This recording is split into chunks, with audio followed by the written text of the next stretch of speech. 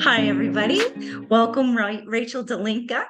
And she is an amazing yogini and businesswoman and parent. And she has an amazing story. Her story and her family's story go together in an amazing, absolutely stunning way. And she is working in this life to do really good things, partly because she's an awesome person, but also because of and based on experiences that she and her family, both her ancestors and her immediate family, the things that they have gone through. So we're going to be talking about things like addiction, childhood traumas, um, the positive pattern forming business that is an app that Rachel is developing and that will be helping millions of people. And and her parents, who they are, and the impact, the positive impact that they had in the world, and then also some of the struggles that led to some of the positive work that Rachel's doing. And how she's helping people with similar traumas and the healing things that she did to recover, which is amazing because she has an amazing story. And then we're also going to talk a little bit about a Hungarian freedom fighter. So Rachel, welcome. Thanks for coming here to the Peacock and Peasy podcast. I'm Heather Kate, spiritual coach for the creative soul, and I help people to recover from traumas using holistic and natural healing techniques that are ancient, that are translated for the modern world. So Rachel, welcome. Thank you. Thank you, Heather. And no, we did not call each other to pick the Twinsies. same color. Yeah. Thank you very much for having me. Oh, you're welcome. It is such a pleasure to meet you. We met randomly by synchronicity and blessing not too long ago. And could you tell us a little bit about the positive pattern app that you're creating? Sure. So I actually partnered with a company that created this habit building software, and I'm in learning and development. And one of the things that is so important to me as a learning specialist with adults is that what they've learned in a workshop or a retreat gets retained and gets is used and in the workplace, in their lives. And so this software gives you a question a day. And so that question can be about a learning that you received. It could be about safety measures. It could be around compliance issues. It could be around building better health habits. One of the ways I'd like to use it is to help people with diabetes. So they get a question a day based on diet, exercise, and or different diabetes management questions. And then the thing that's really nice about it is you get feedback right away. You got the question right or wrong. And either way, you get updated information on why it was accurate or why it wasn't. And then that question would get, if you got it right, you're great, you move on to the next day. And if you got it wrong, it'll go back into the sort of queue of questions. You'll get fed that question again. Learning mode. Get it right. Yeah. So what's nice about this is it takes like 30 seconds to a minute once a day. And you can set the time. So you could say, all right, I want to get my questions at 8 a.m. Or an employer could set the time for their employees. And I used it myself to test to see if it worked. And it was a safe driving program for teens. And it really changed the way I drive and changed the way I think about driving. It made such a difference. So that after testing it, I thought, okay, this is the real deal. And I want to put this out there for people. And it's not expensive. So it's exciting. It's a numbers game. There's millions of people with diabetes. So I'm really hopeful that a lot of that maybe their insurance company will pay for it, and they will then be able to build this healthy habit using this product. Yeah. And like, So cool. great for quitting smoking, for anything, really. Speaking of quitting addictions, can you tell us a little bit about the role that addiction has played in your life? Um, Sure. So I am the daughter of an attorney who was very a criminal defense attorney who was very involved in decriminalizing drugs and in decriminalizing and trying to legalize marijuana. And he was doing this back in the 60s and 70s. And he was very involved with the National Organization for the Reform of Marijuana Law. He is actually in High Times encyclopedias, in the High Times Encyclopedia. High Times is a magazine, um, and oh, using whoops. marijuana, Okay, got it. about using marijuana. Slow. And he was one of the top 10 drug lawyers in the country, in the US in like Wow. the 70s. Oh, in the But 70s, unfortunately, the or the disco 80s, yeah, era. like one of those times, maybe the 80s. It could have been the 80s, but No, either one. That was, I mean, I think it's a little bit funny that the government or public was worried about pot being a gateway drug, and yet, you know, enter the 70s and then the 80s, early 80s with, I mean, like Coke was a Coke and crack and yeah. And like, so that was the issue with my dad. He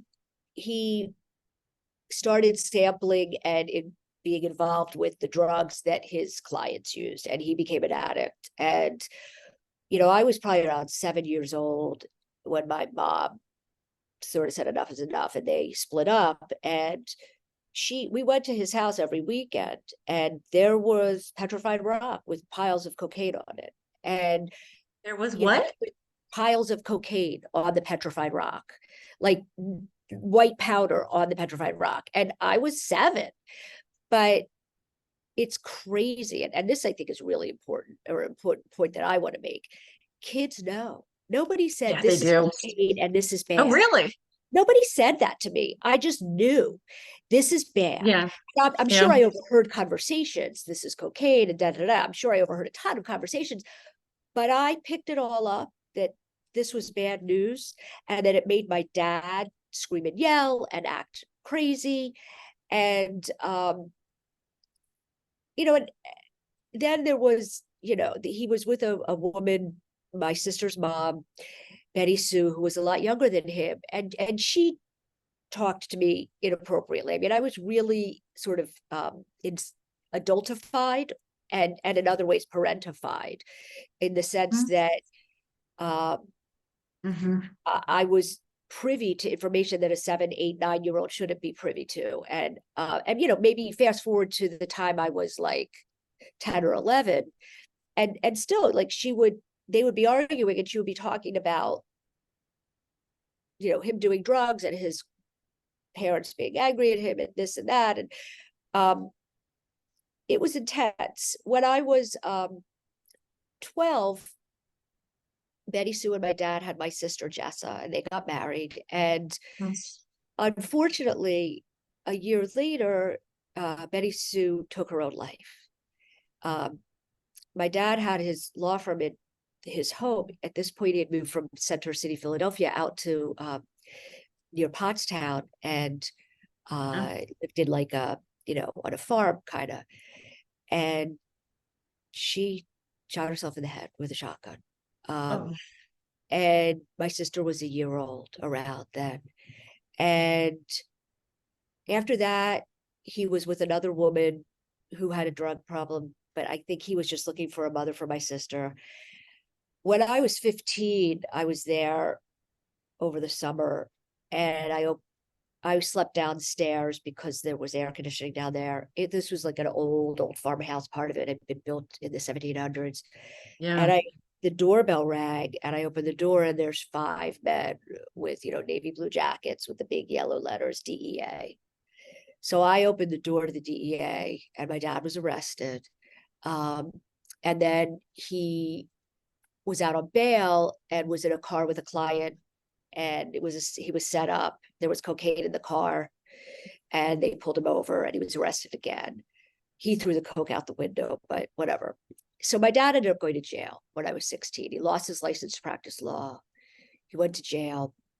Um, a low security jail, Allenwood.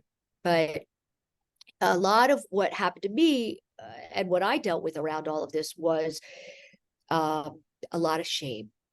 A lot of shame because I grew up in the suburbs and, nobody else's parents or dad was, not that I knew of, who knows what they were Right, doing. But right, to right. me, I felt like, wow, my family's whack. And uh, nobody else's dad is in jail. I was so ashamed. And I didn't know people whose dad was in jail. And it was all over the newspapers. And Oh, wow. yeah, it was a big deal. And I was naive. I thought that I could pretend that it wasn't happening and not tell anyone what was happening. But my dad got released from jail the day I started college, and I went to Clark University in Worcester, Mass. And he didn't go to my high school graduation or anything like that. But he got out of jail. I went to Clark, and he got clean in jail. And when he got out, he helped start Narcotics Anonymous for lawyers or for attorneys. And, he worked for years as a paralegal to his former attorney. I mean, this is a guy who was one of the best drug lawyers in the country, and he was a paralegal. But he did that, and he raised my sister, and Freudian slip, and Well, in all practical terms, yeah. right, and he ended up getting his license back to practice law.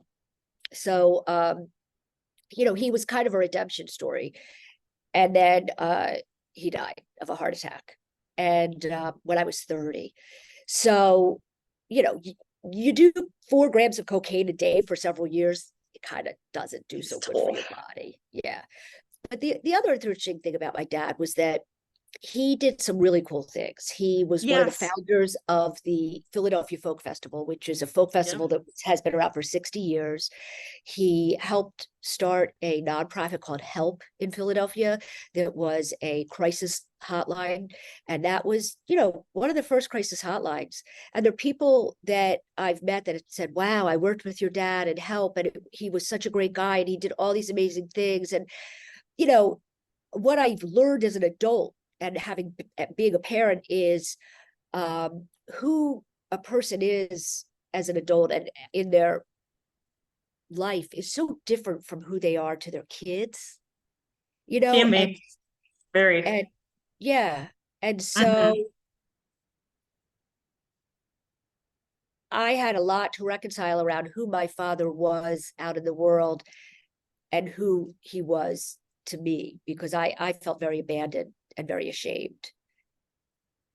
Well, and especially if you'd been, you know, parentified as a child, you were made responsible for things that you weren't responsible for. You shouldn't, Yeah. very, as a 7-year-old, you don't have the control that it takes to meet those responsibilities. And so because and I know you know this stuff, but for anybody who's Yeah. watching and isn't aware of these things, like you, as a child, things that are out of your control, you don't go, oh, that person's just my parent that I love and who's in charge of my life and whether I live or die.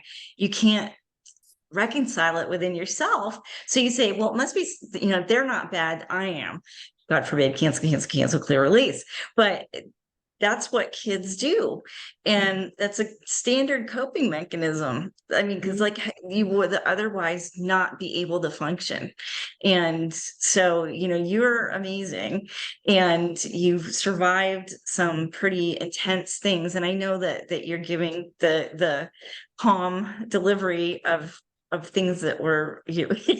Well, let me tell you, it has taken me, I am 56. It has taken me my whole life to be able to talk about this in this way. I never told anyone anything. I held it all in.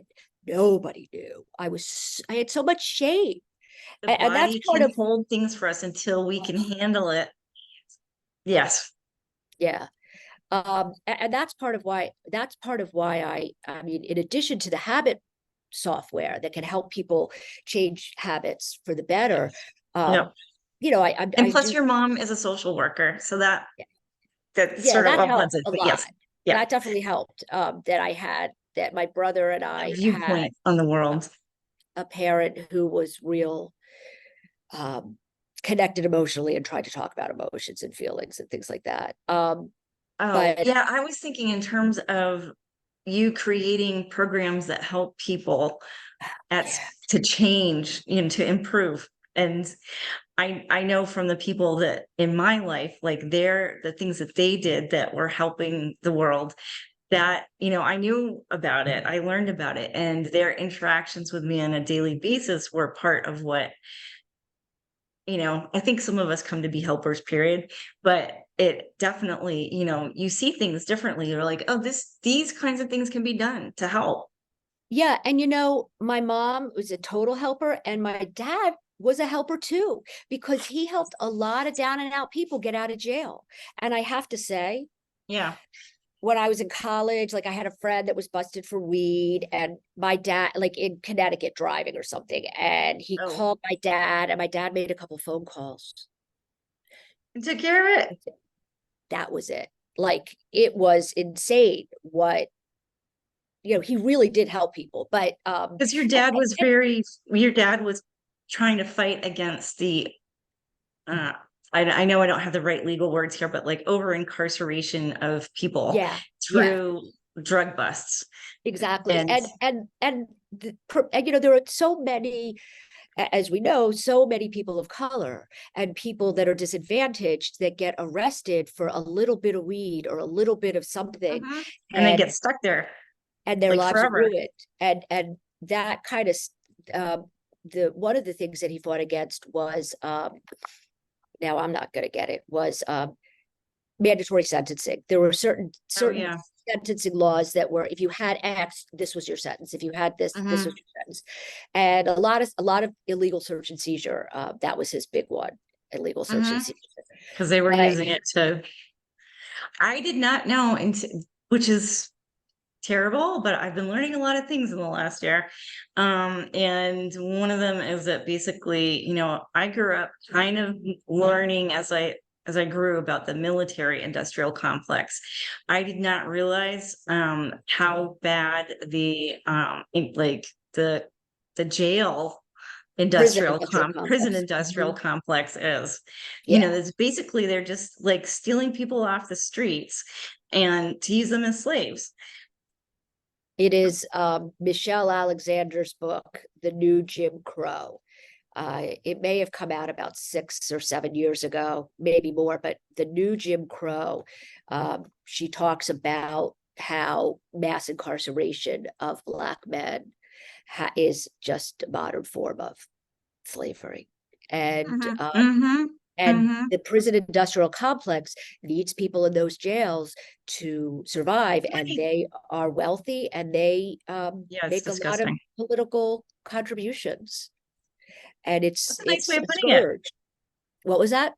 I said that's a nice way of saying it. Yeah, Contributions. yeah, yeah. Yeah. Um, but so one of the other things I work on, or that I'm trying to work on, and I work on as a consultant, is I work with a couple different counties with their reentry organizations. So Bucks County in Pennsylvania does great work with people leaving prison to try to prepare them for reentry into society Good. with skills. Yeah. And Yeah. they do a lot of workforce development. People when they get out of jail don't have ID, and they have to go back and get ID. You can't do anything in the United States of America without identification. Yeah, you can't, Nothing. it's a lot of catch 22s. You can't get an ID if you don't have a place to live, and you can't get a place to live if you don't have an ID. It's like It's crazy. So it's fortunately, very difficult. this is counties and states that are coming to realize these people need our help. And Good. they, the whole idea of going to jail is that you are that you've served your time, and you get to go back into society. And and that hasn't been the way it's been for however many years. And I'm not 100. a lawyer either.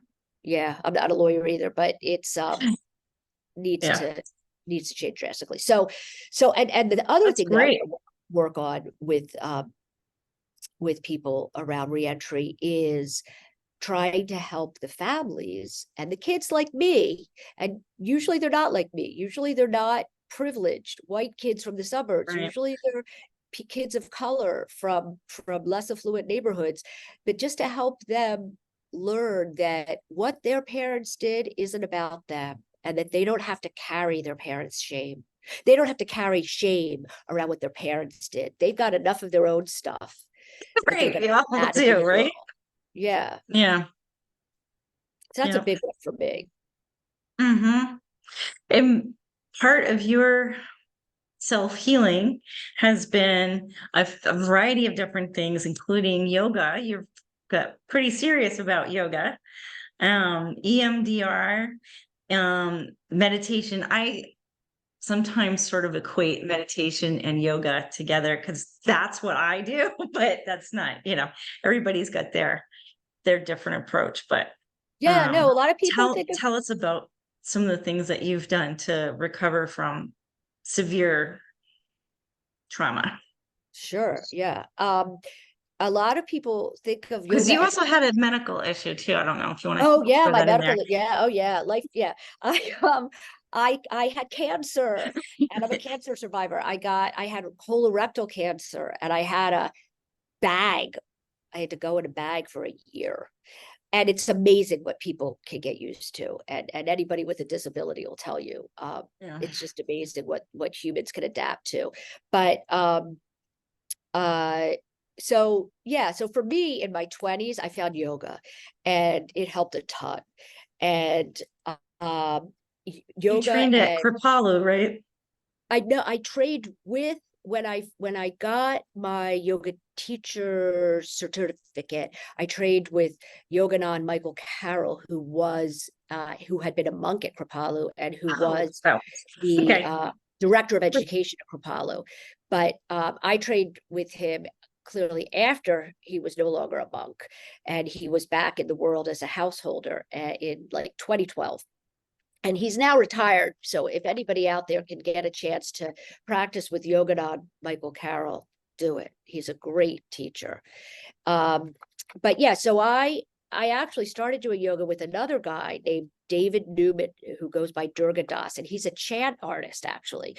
But this was 1992, and he yoga wasn't as big then. It was getting bigger.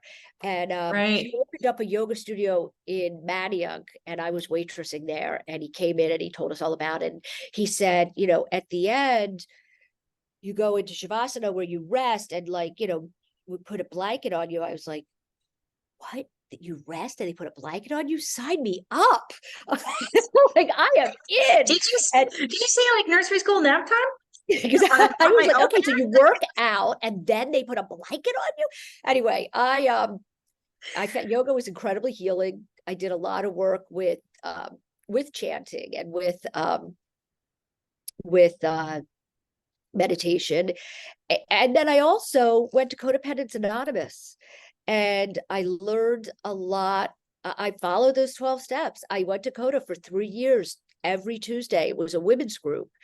And one of the great things about a group is that you hear other people's stories and you realize, oh, yeah, I'm not such a mess. My family's not such a mess. Other people go through really rough stuff. Okay. So that was really helpful. And then the EMDR, it's rapid eye movement. It's a therapy that Desensitization, right? desensitization. Yeah, I don't know the full thing. EMDR. I don't know what that all stands for, but something's moving across in front of you, and you are watching that move and somehow moving your eyes back and forth while you're really inside thinking about a real trauma that happened to you, an actual event, and trying to reframe it. So you're thinking about the event and it makes you feel like, I'm not good enough. And so that's your wound, the I'm not good enough wound, but you have to connect it to a real thing that happened in your life. So you're thinking about that, and the movement's going back and forth, and then you stop and you check in and you talk about it. And for me, it works like magic. Like I'll do a session That's and I'll cool. go into that session feeling really a lot of charge around the trauma, on a scale of 0 to 10, like an 8 or a 9 or a 10. And then afterwards, the charge around that trauma is down to maybe a 2 or 3. And That's amazing. I feel like the EMDR, I've been doing it for about 8 years. And I feel like that, Wow. yeah. Um, Can you do it for yourself? Like if something comes up, or do you need to be with somebody who's you doing know, that? I I don't know. I know that right now my therapist uses this thing online where it's like a ball goes back and forth and you're watching it online. So probably you could. There's also a way that she does it where there's buzzy things that you put under your thighs and it buzzes left and buzzes right. Oh, Anyway, she'd be someone really interesting to speak to on your podcast. Marilyn okay. Luber, Dr. Marilyn Luber. She's written a lot of books on EMDR. But yeah, so I mean, I think healing is takes a lot of forms. And another thing that I've done is I've used homeopathics. My aunt's a homeopathic midwife. So I've used a lot of homeopathics that are helpful for healing. Um, but like you said, there's a lot of different modalities out there, and you gotta play with several, I think. Yes, experiment and flow and try, because basically, I mean, everybody should decide for themselves if something sounds fail safe. Basically, like, well, if I could go and hold, a certain kind of crystal, can it harm me? No. So, I mean, most people would say no. If I go and try a certain, try things, try it for yourself. Don't believe somebody else, find out about information Totally. and then Yeah. try it for yourself and then see if it works or it doesn't. And if it works, great. And if it stops working or it's not as good or whatever, then, try something else. And that's part of what I love about your story, is that you continue to move forward and try all these different things. And first of all, you're here in person, that's that's really awesome just to start with. And then you're doing all these cool things. You have these amazing experiences. Um, and little side road here, part of what we were talking about earlier is that parenting has been really helpful for you, because you have these skills and these tools and these ways of healing yourself. When your kids reached ages that triggered memories from your personal experiences when you were their age, you were able to use these different healing techniques and perspective of, I can heal this. It didn't like throw you permanently off the bike, so to speak. You were able to get back up and keep pedaling. Yeah, it was really interesting. I don't know if it's universal. I'm sure in some ways it is, but like when my kids went through certain stages in their lives, it really brought up stuff for me. When they were certain stages and ages when I had a lot of trauma, um, I found myself reliving it or getting really triggered. And I found that like a positive, because it was like, oh wow, this is coming up now. I can process this and deal with this even more. um Which is such a good attitude to have, because a lot of times we don't know that it's okay. We may feel like, I did enough work on this already. It's done. it I should be thought I was done. done with this. What's wrong with me that it came up again? It's like, well, life is weird this way. It's like a spiral. You're going up, but it's the same topic. You're revisiting it at different levels. And so much gets stored in the body and you think you've gotten a lot of it out, Yeah. and there's still a little bit left in there. And I just with grief, I think even it can be endless, but I think some of it, and this is work I'm doing now, is reframing and trying to look at some of what happened to me, a lot of what happened to me, as a gift, as wow, this has made me who I am. and taught me so many lessons that now maybe I can help other people, and maybe I can help other people, and it won't take them as long. They won't have to get to Yes, 35, you know, yes, and yeah, maybe they'll like get it at 16 and be able to be like, all right, yes, you know, like that's yes. the hope. You know, and talking about parenting, my kids will probably say, yeah, she screamed and yelled at us. You know, like my kids will say, well, you know, she didn't manage it all so well. But I I did try to not parentify them, and to realize that they didn't need to know certain things. Um, there was an interesting line in a book I read years ago about, it was a beautiful novel, that the parent didn't give his daughter any suitcase or any baggage that was too heavy for her to pick up. If she might not be old enough to pick that bag up, was the line. And that bag is too heavy for her, so they're not going to share that with her. I was like, oh yeah. And that's that phrase, the like the bag, that's not my bag, or that's heavy, Yeah. man. That's very 60s. Yeah.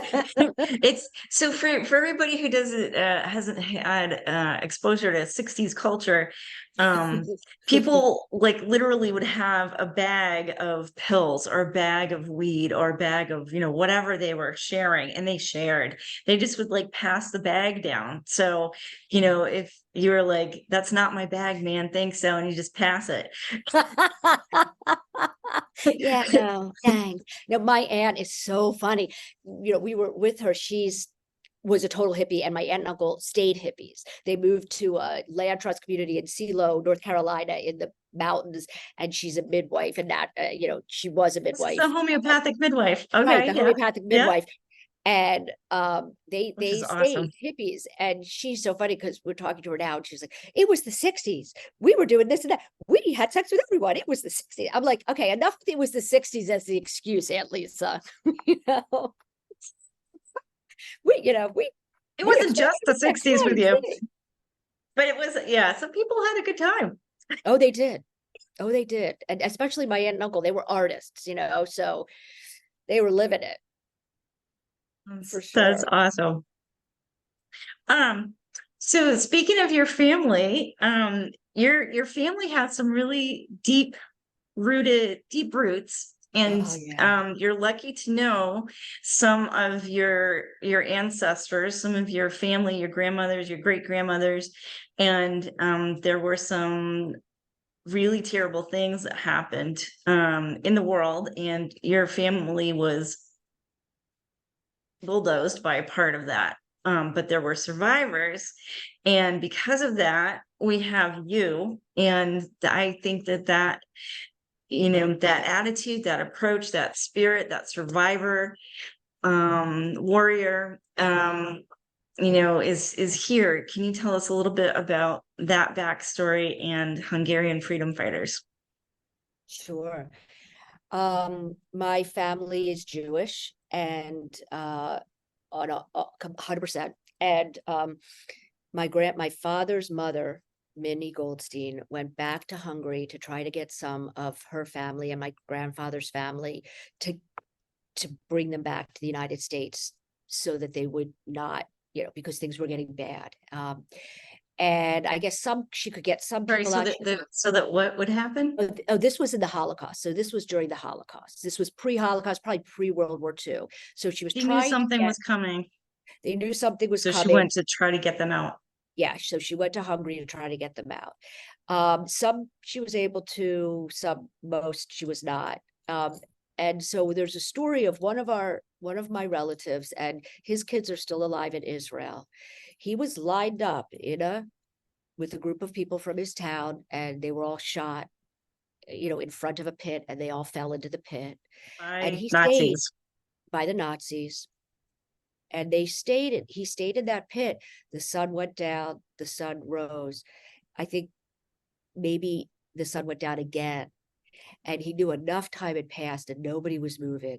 So he snuck, you know, he was still alive, and he snuck out of the pit, and he was able to crawl into the forest, and was found, or was able to connect with the resistance. He joined the resistance. He fought in the resistance. He then emigrated to Israel and lived in Israel and raised a family.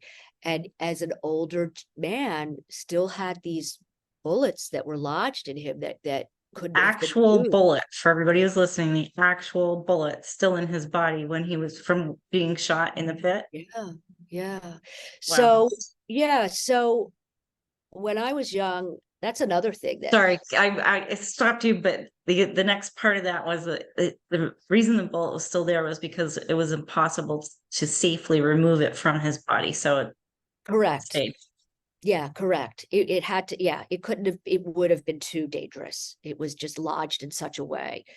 Um, but the other thing is, as a kid, I was told tons of stories of the Holocaust. And I'm sure anybody who's listening that knows survivors or is a child of survivor, there's a lot of trauma that's passed down around the Holocaust.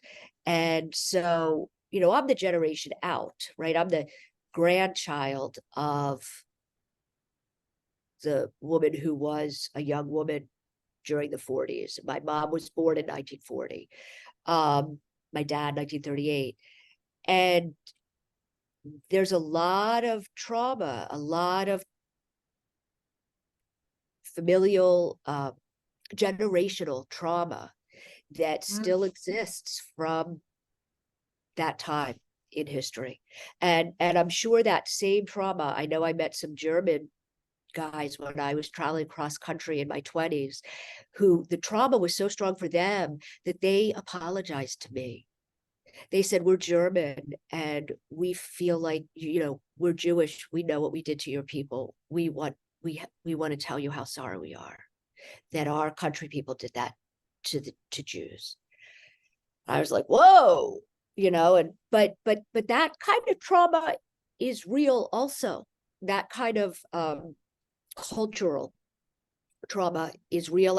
And I believe in epigenetics. I believed it's passed Yep, through our the DNA. 14 generations, right? That Yeah. certain things stick with you in your genetics. These experiences, these memories, these understandings, I mean, they may be like subconscious, but they influence us apparently for 14 generations. That's a lot of generations. Yeah, Yeah. that's, yep. So, I mean, that's pretty heavy stuff. And you think about that in this country with all of the trauma that so many people went through, Are going through, yeah. and are going through. And it's important to address. It's important to, and I think a lot of people do, you know, Yep. um, I'm fortunate to work with mostly people of color, and they talk a lot about the kinds of trauma that their families had to go through, and the work that they're doing today to make sure that things change so that future generations don't get stuck in the institutional racism and in the cultural bind that is still really an issue in this country. The racial This divide. could be a whole other podcast topic, but Yeah, how are they sorry, in it? yeah. No, no, no, no, no. I'm glad because there's a direct connection between things that are going on in our country, things that went on in our country, and World War II, Nazis, the Holocaust, persecution, what the United States has done to indigenous peoples here, what they're still doing, and we're still doing, and the land, the air, the water, our food supply, and and I feel like, do we have hope for changing this? Or, I mean, like, how are we supposed to progress forward?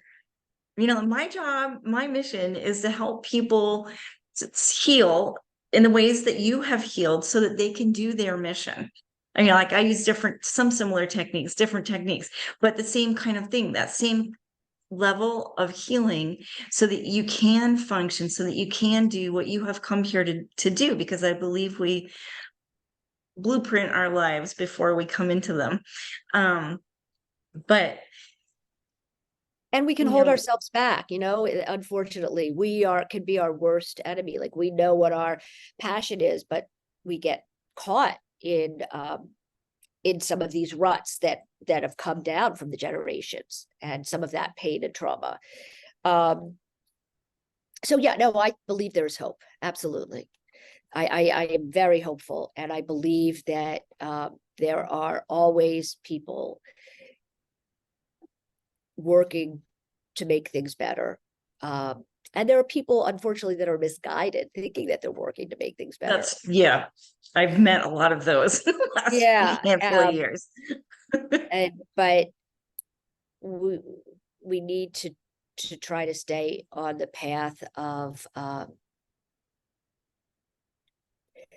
Resistance is a word that keeps coming to my mind. what Speaking of the Hungarian resistance, the yes. fight. But it's pretty intense. The more you pull back from, like, I don't know what's exactly going on and what is meant to happen in the future. But the more I have learned, the worse it is. The more you pull back and look at these, like, why doesn't this make sense? And why doesn't that make sense? Well, zoom out a little bit. I'm like, oh my God, those things are connected. Zoom out more. Where's the big, and I keep zooming out. There's a lot going on in the world. Things may seem disconnected, but they're actually, there's a lot of connection between, for instance, the Holocaust and, genocide here in the United States, and the prison complex, and the military, industrial, yeah, all of that. It's all connected. Yeah. Oh yeah. No, I agree. There is yeah, you can go down a path of real negativity around humanity and what humanity does to each other, but then you'll still find the people that won't give up and keep going. Mhm. Native Americans that keep the traditions going, the the Black people that say, I am an American, and I built this country, and my Mm. ancestors built this country with their backs, and I'm going to And have ingenuity. an ingenuity. Yep. And I'm going to stay hopeful and keep working. Um, we have, and unfortunately, we're in a system that we kind of have to work with the system to change the system. Obviously, I'm not a anarchist or a revolutionary, saying something like that, like, okay, let's work within the system to make change. A lot of people out there would be like, no, tear it down. But yeah, no, I'm about peace and love, man. Yeah. Me too. Me too. It's funny. I guess I'm sort of a boho hippie. Not a bad thing to be. No, no. I think it's I think that there are so many of us who are here to help with this, that it's a beautiful thing. And I love connecting with people like you and my clients, and people who are, really doing everything that we can to help as many people as possible, because it is kind of like being a guerrilla fighter. It's like one of my programs is a spiritual warrior program, and it's designed to help people heal and be strong and use their spiritual gifts and techniques in order to continue to fight, and the good fight.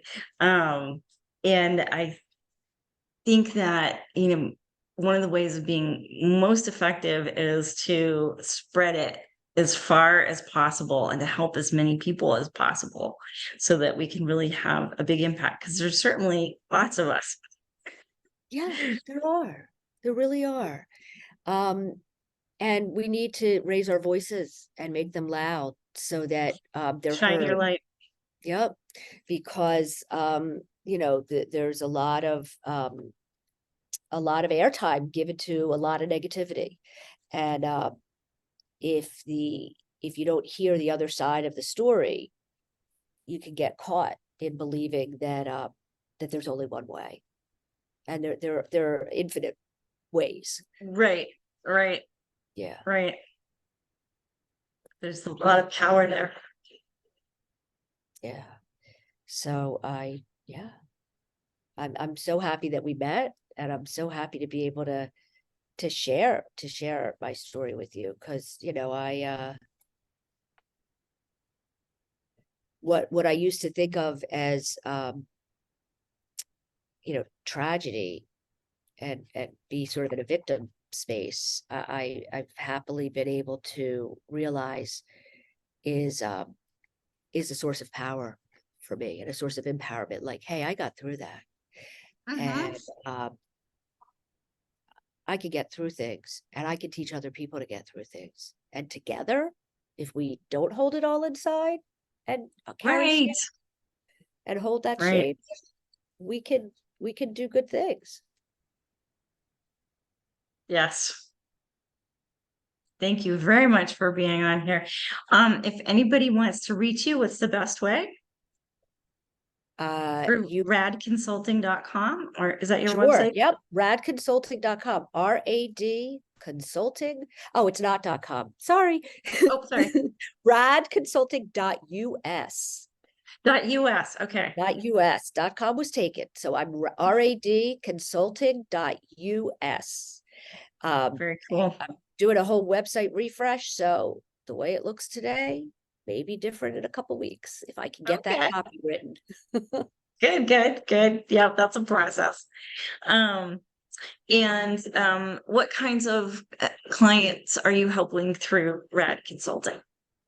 Right now, I work a lot with managed Medicaid. Keystone First, which is managed Medicaid in Pennsylvania, are one of my big clients. And so that's what I'm doing, a lot of outreach in Bucks and Montgo to help Medicaid members find the resources that are out there. And I work on a workforce development program that is free and open to people. And it's called Tools for Tomorrow. And I'd be happy to send you the QR code if you have a mailing list you want to share it with. Yeah. It's free and Yeah. open to everyone, and each month We'll is a put a different link topic. in the content notes for this. I'll put a link too. Great, yeah. So that's Yeah. it's a panel of subject matter experts that speak each month on a different topic related to career development. So yeah, so that's, and then the Eterna software, the habit forming software, that's the big one. That is Great my now. new passion. Can you hear that noise in the background? I'm sorry if you can. No? Is it No, gone? Okay, good. All right. There's some construction going on. Um, well, I really appreciate you being on the Peacock and Paisley podcast with me, and sharing all this information. It's absolutely amazing. And I look forward to talking with you again anytime.